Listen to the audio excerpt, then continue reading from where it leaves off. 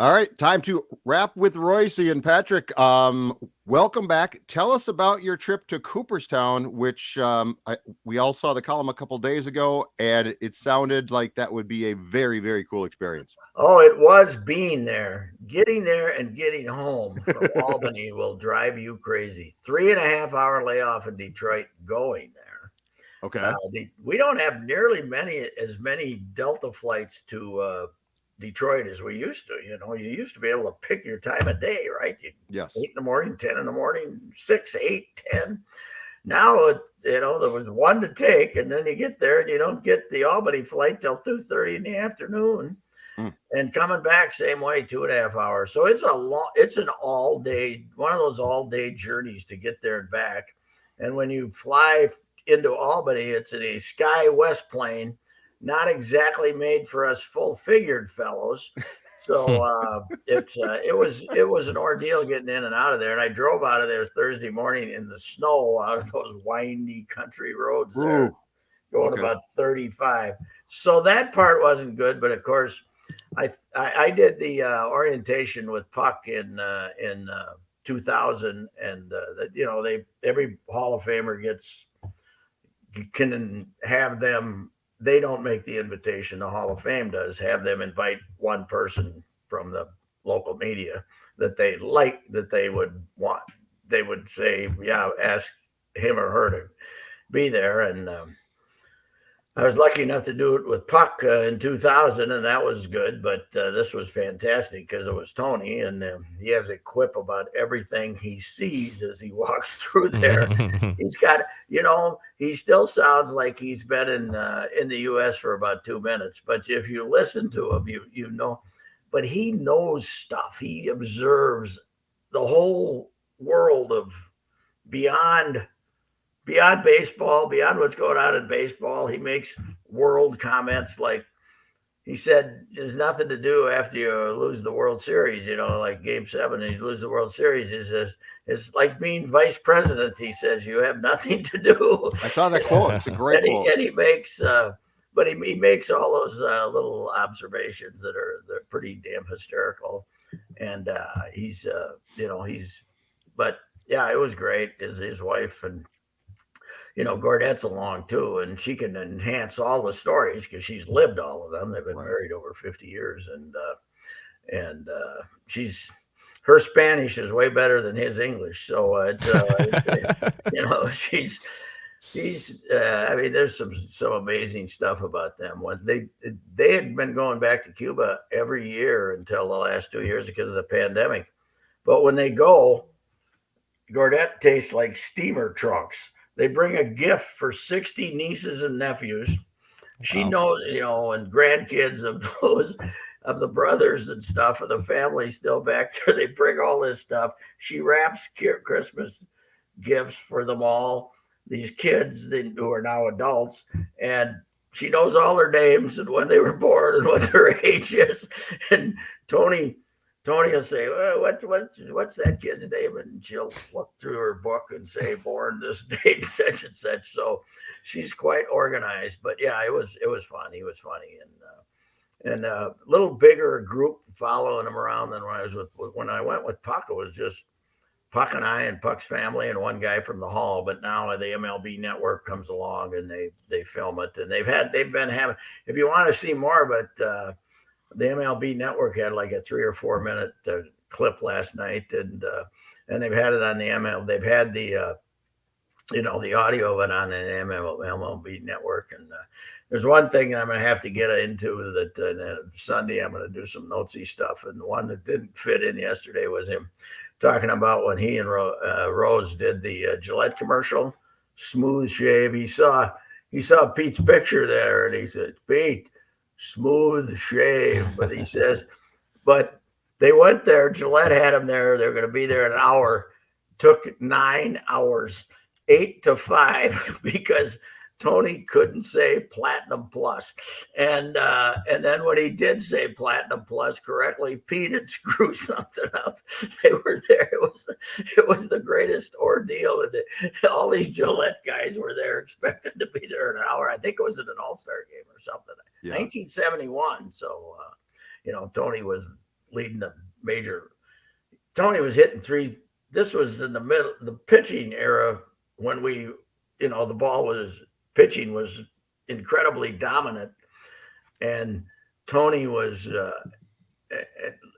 hitting in the 370s when he ruined his knee out in Oakland. He was leading the American League like by 55 points in hitting. So as he came back and played then with a bad knee after about 10 days. And I think they took this at the All-Star game. They taped this thing at the All-Star game, but because he was going to be the man that year. That was going to be that was another batting title, but that team was going in the tank because Harmon got hurt and he got hurt, and that's when the big decline started. But when early in that season he was the phenom because he was the only guy hitting. So then they did that. But yeah, it's great. He's still good. He's 83 and he'll be 84 here in a few months. And it looks a lot. He and I, the twins, Julie from the Twins was out there too, and she was taking a lot of photos and kind of recording it for the Twins. And she took a picture of us in the hallway in the big hotel there in the morning. I was over talking to him in the morning, and as I said on Twitter, one of these old timers still looks in pretty good shape. Tony looks good. He's got his knees fixed. He's got two. For quite a while, he's had good knees, and they I think one of them he had done twice, but it's really good. But he's got a bad back, and man, they had him on his feet for over 2 hours, and that was a bit of an ordeal. But well, you think about this Hall of Fame too, guys. He was there. He was around the Twins when. I mean, Harmon was the guy with him. They were the two guys. Rodney was his roommate and the other guy. But Cott, he loves Cott. They're going in together, teammates forever. And Ortiz, he was around for Ortiz too, and has a view that was a bit of a mistake. But he did tell me that a couple of times that David wasn't running out ground balls, and stuff. He'd hit a chopper to second and he just jogged down there. And Tony wasn't on the coaching staff then, but he knew that didn't play with the Gardy was the manager then, but he tried to get him to hustle a little more. But so we were talking about all the doubles that Ortiz managed to hit in Fenway. Mm-hmm. And we decided, how many would have Tony hit in Fenway? The way he hit the ball to left center field, Tony would have had 70 a year. He would have hit that wall 45 times, because that was his swing. So anyway, yeah, it was great. It was fun. So the picture that I think you took, Patrick, of him with the Carew bat.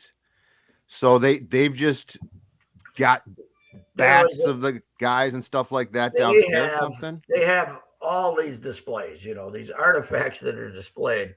Right. They got 30 times, 40 times as many artifacts down in the storage area than the ones that are displayed. And they can change the display and, they're going to emphasize this guy, but they got this massive room down there and they have it categorized. Obviously, it's detailed beyond. They look at it and they go find something for Ty Cobb or whoever, and they had Babe Ruth's bat, and they were showing him to Tony for the difference in bats, and it's funny.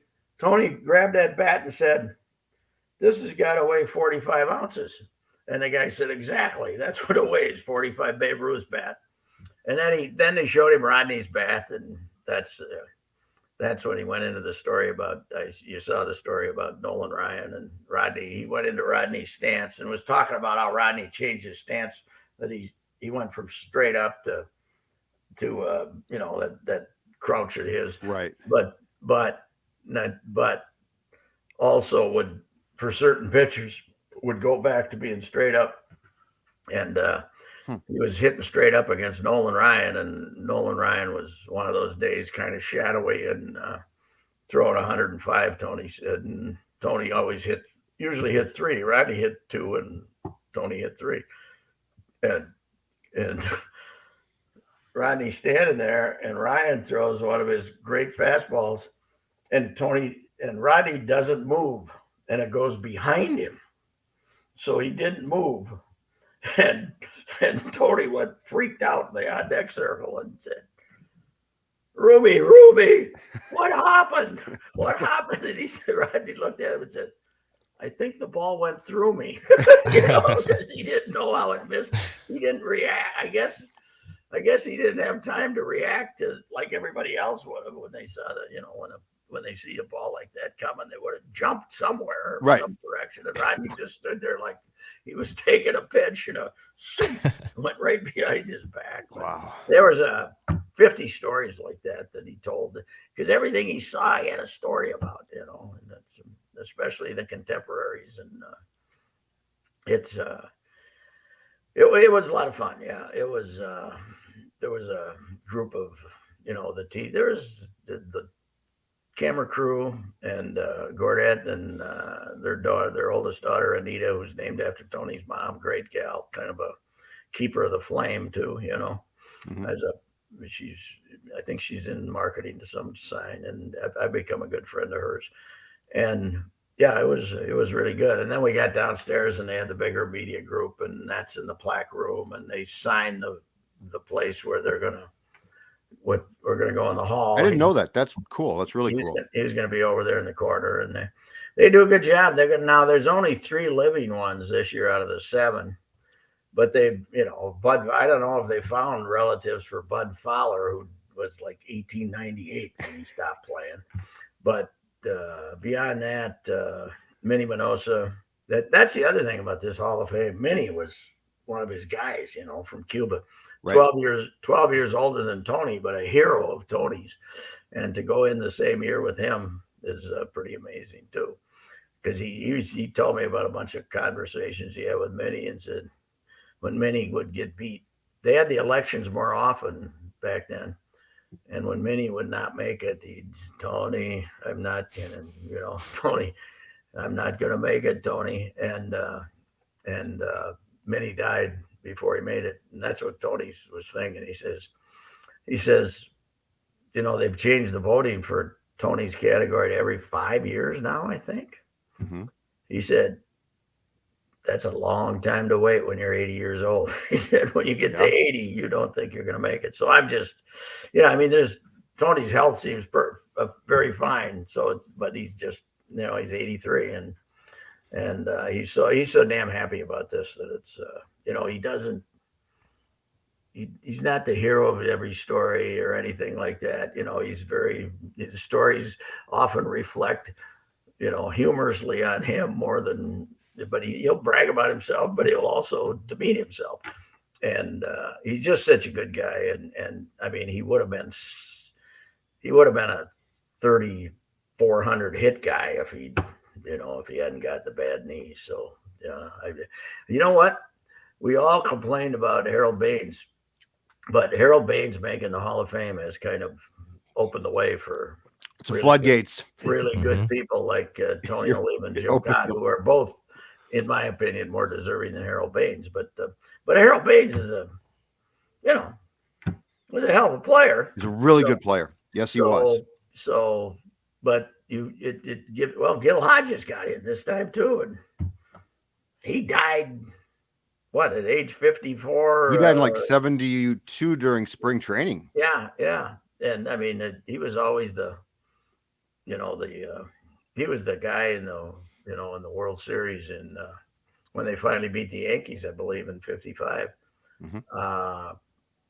That they were that he hadn't had a hit in the World Series. And, I can't remember which World Series it was. He hadn't had a hit. And on Sunday morning at all the Catholic churches in Brooklyn, they were saying prayers for Gil to get a hit and stuff like that, So, I mean, and he finally made it too. So they definitely, there were some people like Richie Allen that they thought were going to make it this time, but I think the voters kind of looked and went with the older group, figuring, Richie is deceased already.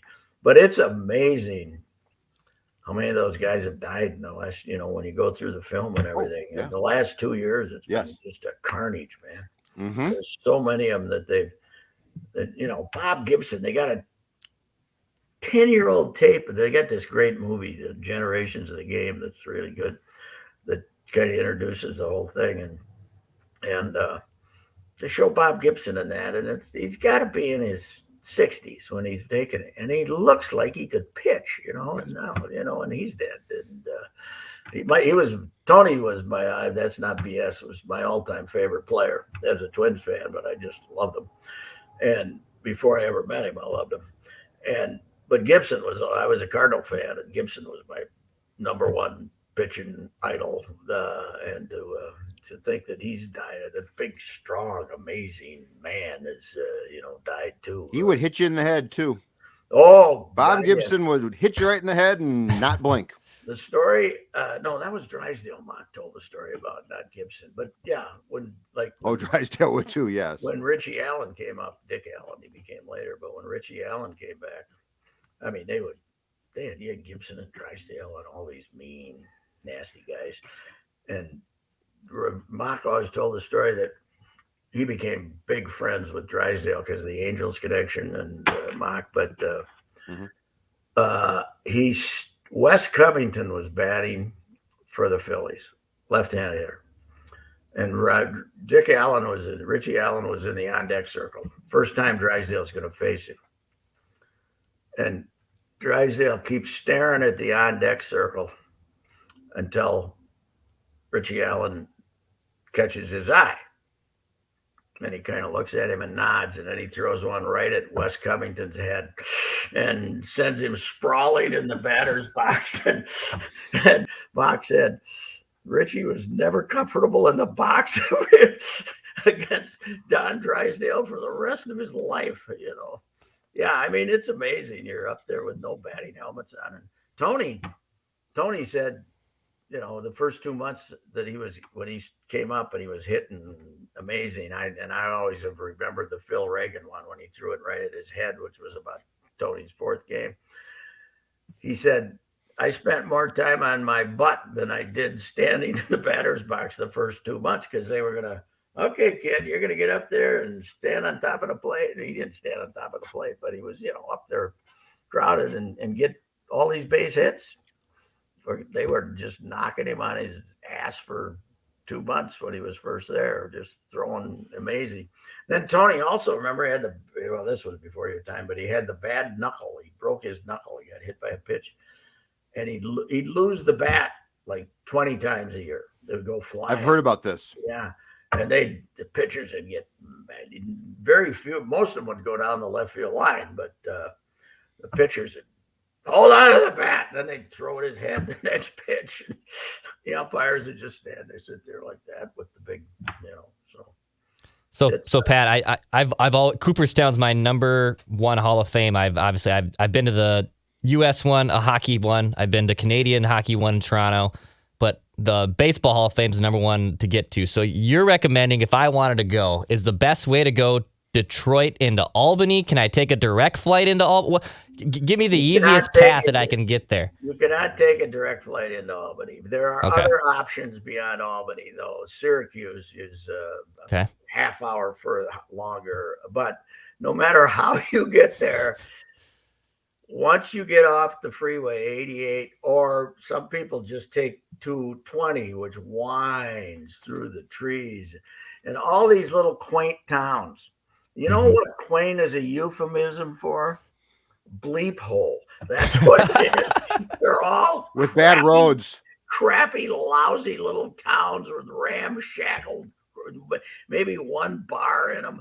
And so, I mean, what you will not believe, Declan, when you go, is how middle of the nowhere it is. There's a gorgeous lake there, and it's a summer, kind of, there must be resorts around there because its summer population is, you got all these rich families that live up there and stuff, but it's in the middle of nowhere, which is kind of what makes it fun. But also, I mean, they got one eating spot in town, Mel's, that's on Main Street. And Mel's, I couldn't even, at this time of year, it was full. and then there's one bar downtown, and that's it. Then you got to go out a little bit in the country, but there's like 2 pizza joints, a couple of bars out there. Maybe they took us to the best restaurant in town, and it's a 1.5 star on a scale of 5. It Sounds quaint to me, Pat. That sounds quaint. It's quaint. It is quaint, but it's you know what the fun thing about it is though, it's the building is they've done some stuff and expanded obviously, but there's nothing new about it. The building is you're driving by. If you're downtown and you aren't, if you don't look at the sign, you think you're driving by the library, a big library in town. And then there's another little auxiliary building, but it's like most towns like that, man. You want to get a jug of milk at 10:30 at night, forget it. You got to wait till tomorrow morning. Go to the local speedway and just pick up the jug of milk. Those of us with the 24-hour Cub would say, you got to look at your watch in that place to make sure you've satisfied all your nourishment and alcohol needs by a certain time. So the staff up there has always been fantastic, even though it's a new crew here. So they're always people, and I pointed this out, but people don't realize this is not an arm of MLB. It's a completely different operation. It's a nonprofit, and they have a steroid display, and they have a work stoppage display that have another display updated, but they don't. They change their displays a lot, but they don't cover up the scandals and stuff like that, like they would if MLB owned the place, So MLB throws them some money, I think, but it's. Hey, Pat, last thing.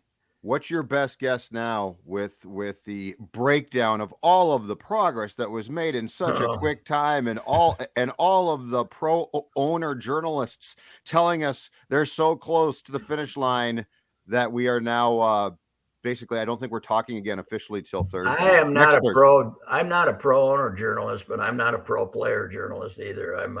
That's fair. I think they both suck, and they do. I don't disagree. The biggest problem here is the commissioner doesn't care if they play until June. He does not. He doesn't want.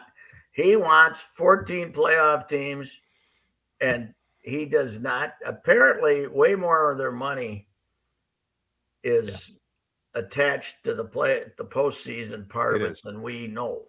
It is, and that's all he cares about. And he's if they could get rid of him after hopefully they'll sign a 7 or 8 year deal, and then they can get rid of him as commissioner and get somebody who actually likes baseball in there. But I do hope they come back with you know what, you and I talked about it, Jet.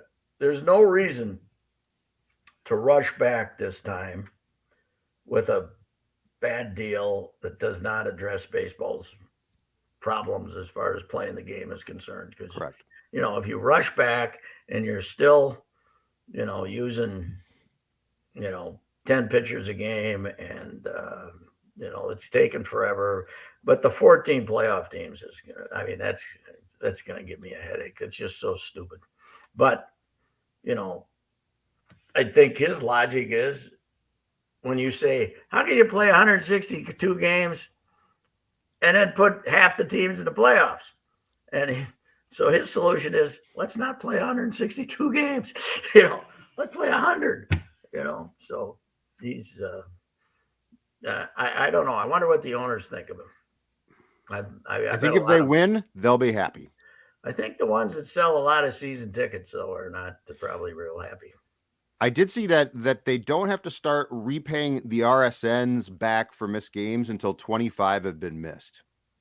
So basically, you can get through 25 April. Or 25%. No, I think it's 25. Yeah, I think it's flat out 25. It's basically, if you miss the month of April, you don't owe a refund to the RSNs.